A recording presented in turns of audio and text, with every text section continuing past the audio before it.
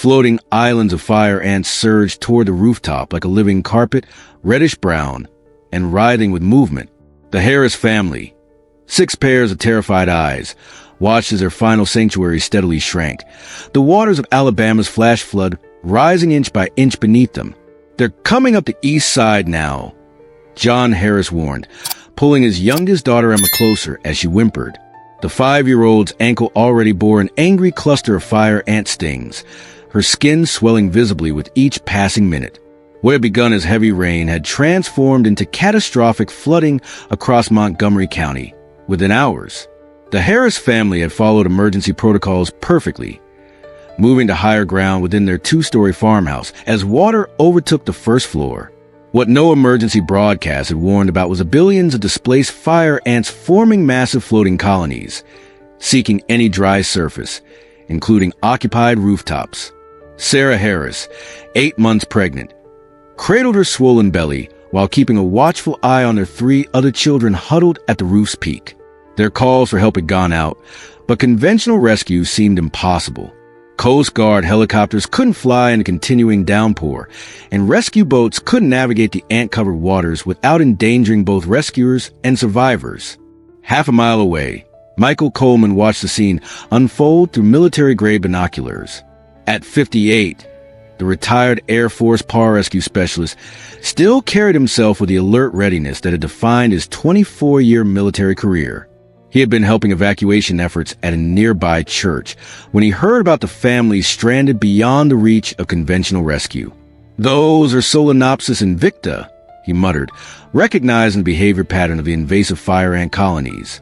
"And they've got the family completely surrounded." Michael's PJ training kicked in automatically as he performed a methodical assessment. The farmhouse sat in a depression that had become a small lake, with floodwaters already reaching the lower portion of the roof.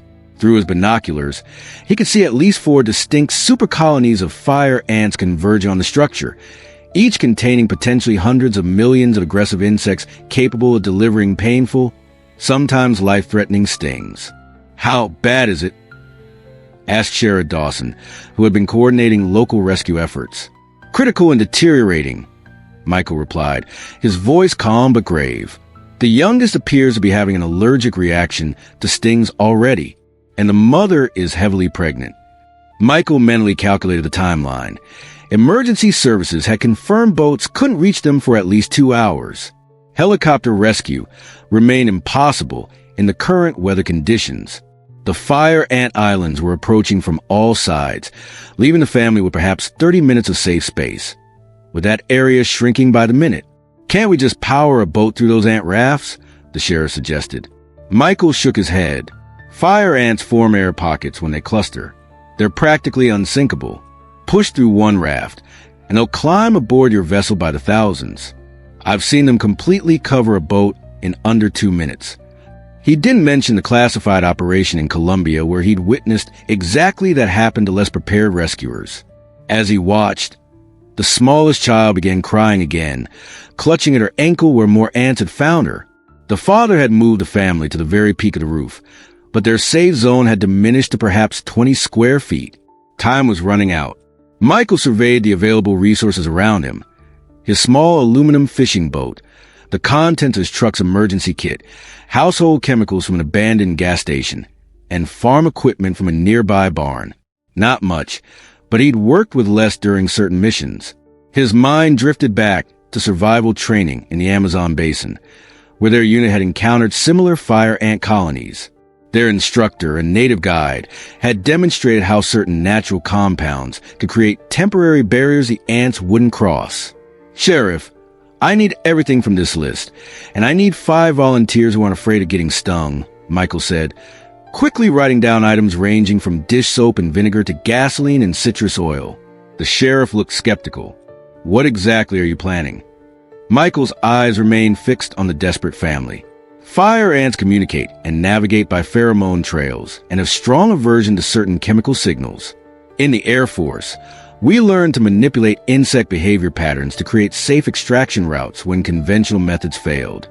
"You're saying you can part a sea of fire ants like Moses?" The sheriff's voice carried equal parts hope and disbelief. "Not exactly," Michael replied, already planning the approach vectors in his mind. But I can create a temporary corridor, a path through them that might hold just long enough to get that family out. As volunteers gathered the requested materials, Michael closed his eyes momentarily, recalling the specialized environmental survival training from his Air Force career. The instructor's voice echoed clearly. Fire ants aren't just aggressive. They're organized. They communicate through chemical signatures. Disrupt those signals, and you can manipulate their movement. Michael worked with practice efficiency, mixing precise ratios of dish soap, vinegar, and citrus oil in several garden sprayers. He added a diluted solution of gasoline and mineral oil to another container, explaining as he worked. Fire ants are highly sensitive to chemical deterrents, he told the volunteers. Their colony behavior can be disrupted with the right combination of compounds. This isn't in any civilian rescue manual because the effectiveness window is too short for standard protocols. Sheriff Dawson looked concerned. Is this actually going to work? In special operations, we had a saying, unconventional problems require unconventional solutions. Michael tested the spray pattern on each container. I've seen similar approaches work in South America during flood evacuations. The key is understanding the behavior science behind it. Michael outlined his plan, using a stick to draw in the mud. The strategy involved creating a controlled corridor through the fire ant colonies, using a combination of repellent chemicals at the perimeter and attracting compounds to divert the ants away from the planned extraction path. We'll need precision timing and application, he explained. These chemical barriers will hold for maybe 10 to 15 minutes before the ants adapt and reorganize. That's our window to reach the family and get them out.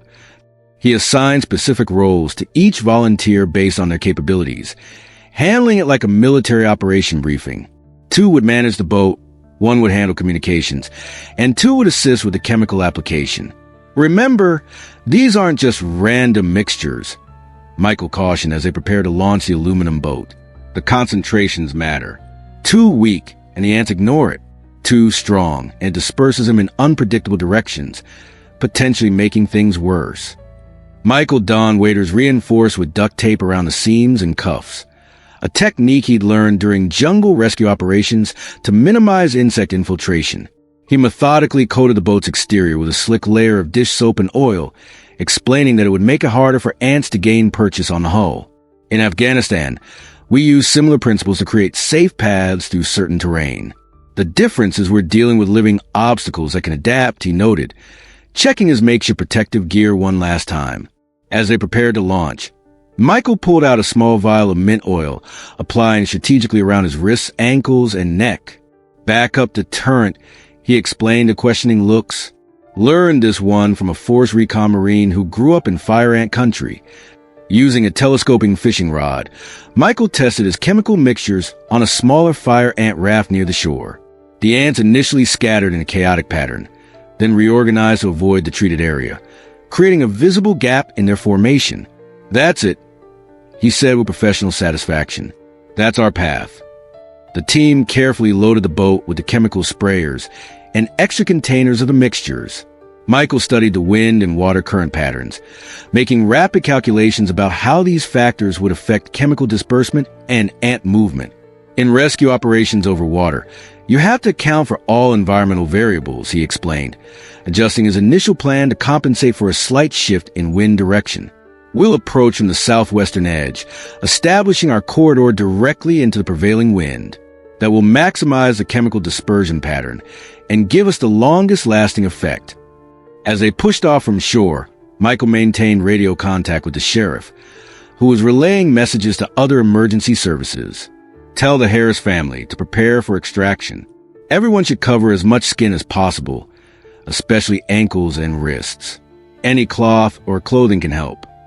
The boat moved slowly through the floodwaters, approaching the first massive island of fire ants. Michael stood at the bow, sprayers ready, his face set with a focused calm that had carried him through countless dangerous missions. Begin application sequence, he ordered, his voice steady. Just like we practice. Remember, we're not fighting the ants.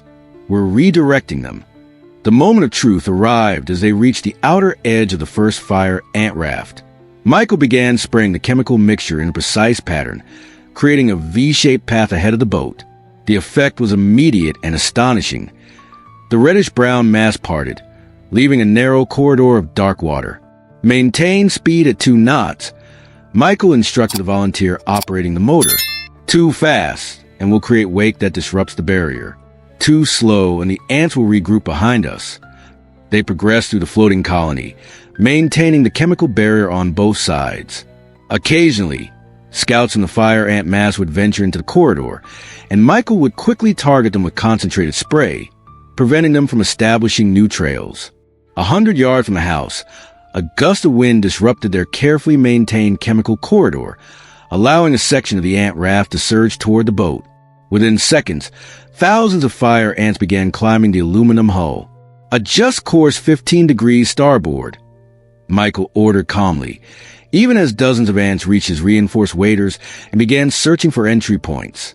He felt the familiar burn of fire ant stings on his wrist where a protective layer had a gap, but his expression never changed.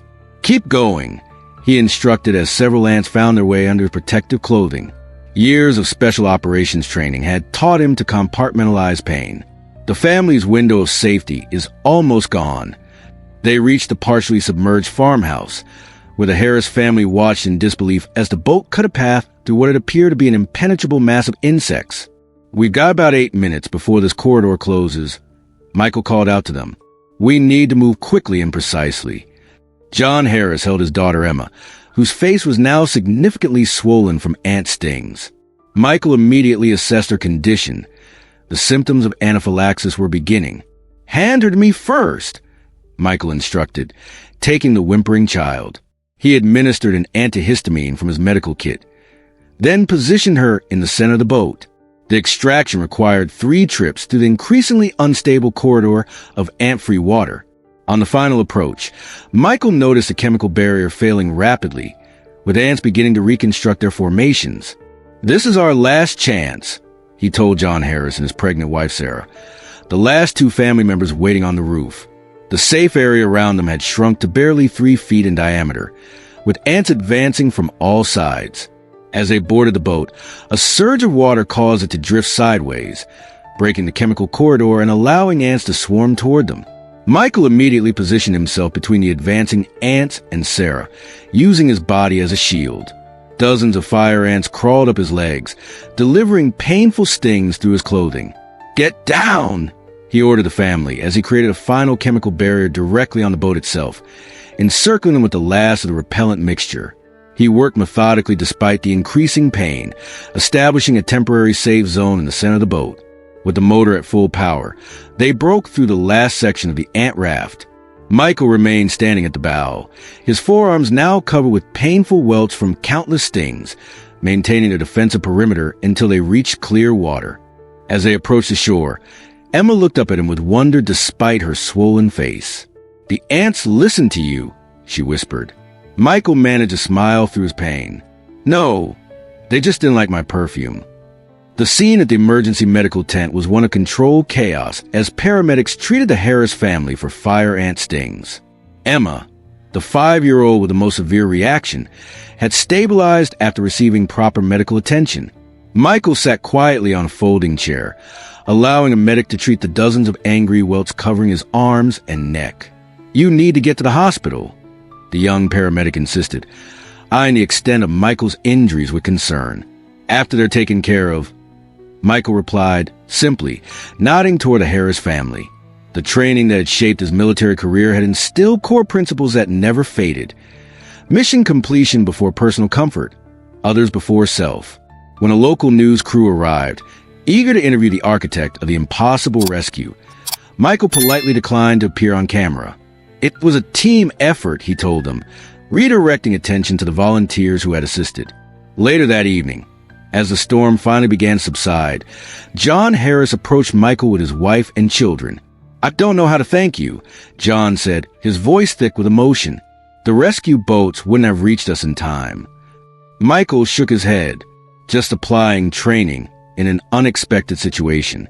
In the Air Force, we live by 3 principles: adapt, improvise, overcome. Emma, her face still swollen but noticeably improved, handed Michael a crayon drawing of a boat parting a red sea of what appear to be ants. "Mom says you're a hero," she said. "Heroes are just people who find themselves in tough situations and choose to act," Michael replied with a gentle smile. The county emergency management director approached later, asking Michael to document his methodology for future flood events involving fire ants. "This could save countless lives in regions where these ants are prevalent," she explained. As Michael drove home that evening, he reflected on how military training continued to serve long after uniforms were put away. The specialized knowledge, the calm under pressure, the ability to improvise with limited resources. These weren't just combat skills, but life-saving tools in civilian disasters.